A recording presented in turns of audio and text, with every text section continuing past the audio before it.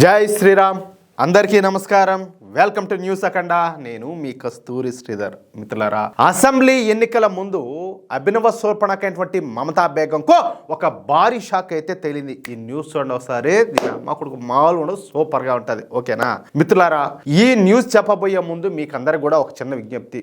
మన న్యూస్ అఖండ ఛానల్ నిర్వహణకు, అదేవిధంగా మన ఛానల్ను మరింతగా బలోపేతం చేసుకోవడానికి నెలలో ఒకసారి, అది ఎంత చిన్న మొత్తమైనా సరే, మన ఛానల్కు ప్రతి ఒక్కరు కూడా ఆర్థిక సహకారం అందించాలని చెప్పేసి మిమ్మల్ని అందరినీ కూడా కోరుకుంటున్నాం. స్క్రీన్ మీద వచ్చేసి క్యూఆర్ కోడ్ ఉంటుంది. దాని కింద వచ్చేసి పేటిఎం, అలాగే గూగుల్ పే ఆ నెంబర్లు ఉంటాయి. అలాగే కింద కామెంట్ సెక్షన్లో అకౌంట్ డీటెయిల్స్ కూడా ఇస్తా. మీరు ఏ రూపంలో అయినా కూడా మీరు డబ్బులు అయితే పంపించవచ్చు. ఒకవేళ డబ్బులు పంపించడానికి ఏవైనా ఇబ్బందులు ఎదురైతే అదే నెంబర్కు వాట్సాప్ ఉంటుంది. నాకు ఒకసారి వాట్సాప్లో మెసేజ్ చేయండి. మీరు కాల్ చేసినప్పుడు నేను స్పందించలేకపోయినా కానీ ఖచ్చితంగా మీరు మెసేజ్ ఇస్తే దానికి మాత్రం రిప్లై ఇస్తా. దయచేసి ప్రతి ఒక్కరు కూడా సహకరించండి. మీ శక్తి మేరకు, చెప్పా కదా, అది ఎంతైనా సరే ఎంతో కొంత ఆర్థిక సహకారాన్ని అందిస్తారని చెప్పేసి మిమ్మల్ని అందరినీ కూడా కోరుకుంటున్నా. సరే, ఇక న్యూస్ విషయానికి వస్తే, అభినవ శూర్పణఖైనటువంటి మమతా బేగం వచ్చిన దగ్గర నుంచి పశ్చిమ బెంగాల్ రాష్ట్రం రావణ కాష్టంలాగా తయారైందనమాట. అంటే అంతకుముందు ఏదో బాగుండిందని కాదు, అంతకు ముందు ఉన్నటువంటి కమ్యూనిస్టులు వాళ్ళు చేయాల్సిన కాడికి వాళ్ళు ఏమో డ్యామేజ్ చేసుకుంటా పోయినారు. అయితే అంతకు మించి అన్నట్టుగా ఈ మమతా బేగం పరిపాలన అయితే సాగుతుందన్నమాట. సహజంగా ఎక్కడైనా సరే డెకాయిట్లో, లేకపోతే క్రిమినల్సో, లేకపోతే మాఫియా ముఠాలో, లేకపోతే గ్యాంగ్స్టర్లో మన దేశ రూల్స్ను బ్రేక్ చేస్తూ ఉంటారు, అంటే అతిక్రమిస్తూ ఉంటారు అనమాట. కానీ ఈ పశ్చిమ బెంగాల్లో మాత్రం రాక్షస మాత అయినటువంటి ఈ మమతా ఖాను మన దేశ రూల్స్ను బ్రేక్ చేస్తూ ఉంటుంది. ఈమెకు అసలు ఏ మాత్రం కూడా ఉచ్చనీచాలనేటివి ఉండవు. మంచి చెడు విచక్షణ అనేది లేదు. కనీసం మానవతా విలువలు కూడా లేనటువంటి నికృష్టపు దరిద్రపు మనిషి అన్నమాట. చెప్పాలంటే అసలు ఆడపుట్టికి ఎట్ట పుట్టిందో కూడా అర్థం కాదు. అంత మాట్లాడకూడదు అలాంటి మనిషి. నేను ఈ మాటలన్నీ కూడా ఎందుకంటున్నానంటే, ఈమె అధికారంలోకి వచ్చిన తర్వాత పశ్చిమ బెంగాల్ రాష్ట్రంలో మన హిందూ యాక్టివిస్టులు, అలాగే బీజేపీ కార్యకర్తలు, అలాగే ఆర్ఎస్ఎస్ కార్యకర్తలు 500 మంది వరకు హత్యలు చేయబడినారు. కొంతవరకు తెలిసినట్టే తెలియకుండా ఎన్ని దారుణాలు జరుగుతున్నాయో లెక్కేలా. ఈ హత్యలు చేసింది మొత్తం కూడా ఈ తృణమూల కాంగ్రెస్ పార్టీ నాయకులు, అదేవిధంగా కార్యకర్తలే. అర్థమైందా? కానీ ఇప్పటి వరకు ఏ ఒక్క హత్య మీద కూడా ఈ మమతా బేగం సరైనటువంటి చర్యలు అయితే తీసుకోవాలా. ఎవరిని కూడా ఇంతవరకు జైలుకి అయితే పంపించాల. పచ్చి డెకాయిట్, ఏలా ముఖ్యమంత్రి రూపంలో ఉన్నదంతే.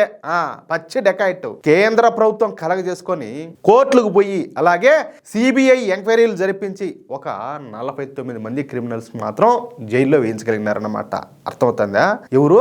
కేంద్ర ప్రభుత్వం. ఇక ఈ మమతా బేగం ప్రాణం అంతా కూడా పశ్చిమ బెంగాల్లో ఉండదు, బంగ్లాదేశ్లో ఉంటుంది. అదేందో చిన్నప్పుడు మనం ఏదో కథ ఏదో చెప్తా ఉంటే, వాడు ఎవడో రాక్షసు ఉంటాడో, వాడు 7 సముద్రాల అవతల ఏదో శిలకలో ఉంటుంది వాడు ప్రాణం అన్నట్టు, ఈవిడి గారి ప్రాణం వచ్చేసి బంగ్లాదేశ్లో ఉంటుంది, పశ్చిమ బెంగాల్లో ఉండదు. అంటే ఈ బంగ్లాదేశ్ నుంచి పశ్చిమ బెంగాల్లోకి అక్రమంగా తరలి వచ్చేటటువంటి మియా ముస్లింల ద్వారానే ఈ మహాతల్లి ఎన్నికల్లో అయితే గెలవగలుగుతుందన్నమాట. ఒక అంచనా ప్రకారం గత పశ్చిమ బెంగాల్ అసెంబ్లీ ఎన్నికల సమయంలో ఇదే విధంగా బంగ్లాదేశ్ నుంచి వచ్చి మమతా బేగంకు ఓటు వేసిన వాళ్ళ సంఖ్య 1 కోటి మందికి పైగానే ఉంటుందంట. ఎంతమంది? 1 కోటి మంది. ఇదేదో అబద్ధం అనుకుంటారేమో, పచ్చి నిజం.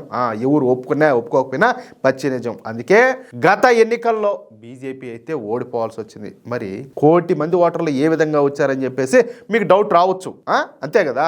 భారత్కు అలాగే ఈ బంగ్లాదేశ్కు మధ్యన 4096 కిలోమీటర్ల పొడవైనటువంటి అంతర్జాతీయ సరిహద్దు రేఖ అయితే ఉండాలి. అందులో పశ్చిమ బెంగాల్కు అలాగే బంగ్లాదేశ్కు మధ్యన 2217 కిలోమీటర్ల సరిహద్దు రేఖ అయితే ఉండాలి. అంటే బంగ్లాదేశ్ అలాగే పశ్చిమ బెంగాల్లో కలిసి 2217 కిలోమీటర్ల మేర ఆనుకొని ఉంటాయన్నమాట. అందుకే ఈ 2217 కిలోమీటర్ల పొడవున అతి భారీ కంచె వేయాలని చెప్పేసి మన మోడీ ప్రభుత్వం అయితే నిర్ణయం తీసుకునేది.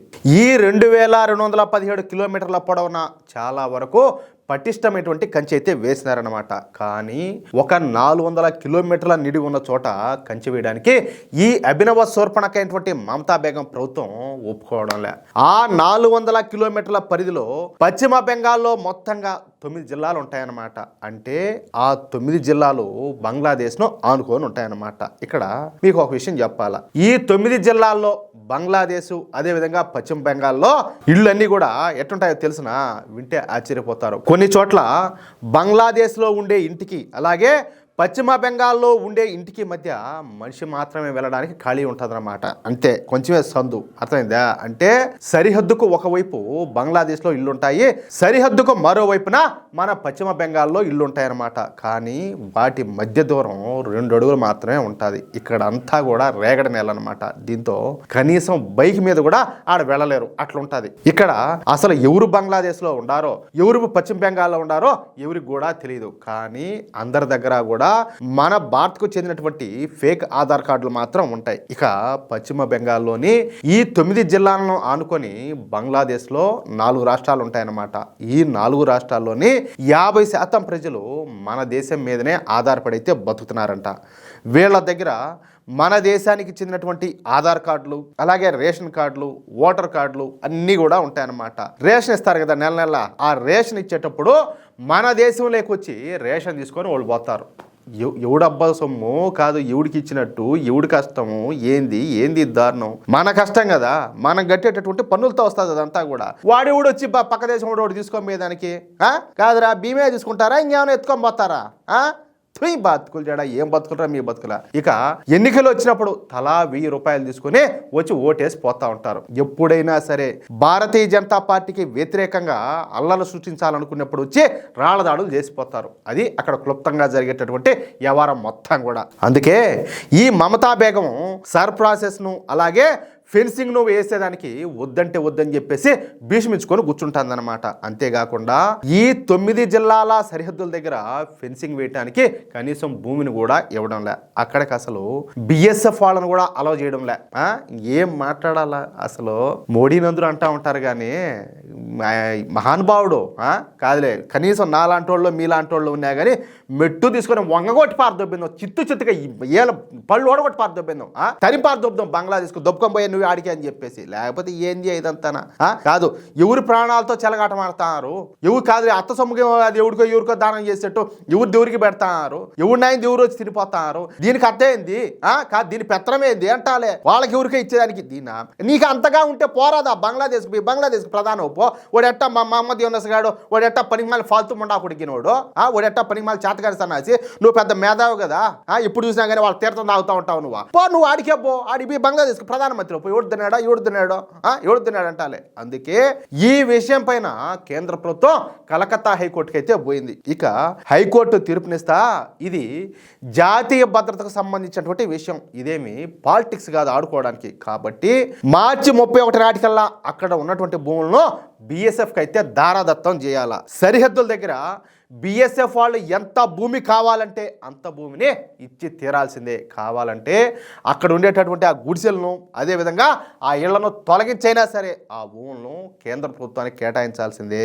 ఇకపైన ఏ ఒక్క బంగ్లాదేశీ అక్రమ వలసదారుడు కూడా మన దేశంలోకి అడుగు పెట్టడానికి వీల్లేదు.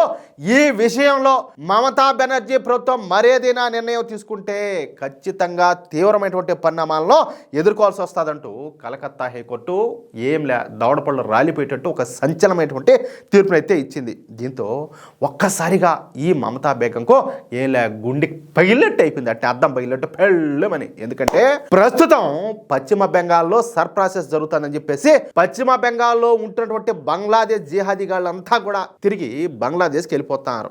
సరే, ఈ సర్ప్రాసెస్ పూర్తయిన తర్వాత మళ్ళీ తిరిగి వద్దామని చెప్పేసి ఆ ప్లాన్లో ఉండారన్నమాట. కానీ ఈ సమయంలో కలకత్తా హైకోర్టు ఇటువంటి తీర్పునివ్వడంతో ఇప్పుడు ఈ మమతా బేగం గెల కొట్టుకుంటాందట్టే. ఏది తెగులు తగిలిన కోడి మారా, మామూలు కూడా కాదు. ఏమి చేయాలో అర్థం కాక ఏడ్చేడ్చి చేస్తుంది. అంటే ఈసారి ఈ మమతా బేగంకు బంగ్లాదేశ్ అక్రమ వలసదారులో ఓటేసేటటువంటి వీలు లేదు.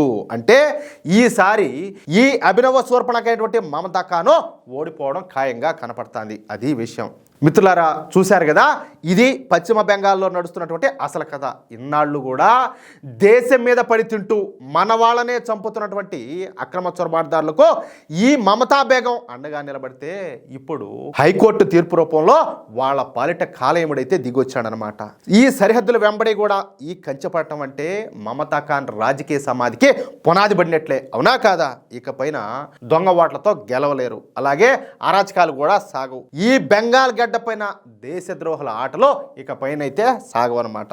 మీరు గనక నిజమైనటువంటి దేశభక్తులైతే, ఈ అన్యాయాన్ని వ్యతిరేకించే వాళ్ళైతే వెంటనే ఈ వీడియోని లైక్ చేయండి, అలాగే ప్రతి ఒక్కరికి కూడా షేర్ చేయండి. ఎందుకంటే మన దేశంలో ఎటువంటి దారుణాలు జరుగుతున్నాయో, ఎటువంటి వాళ్ళు ఉన్నారో తెలియాలి కదా.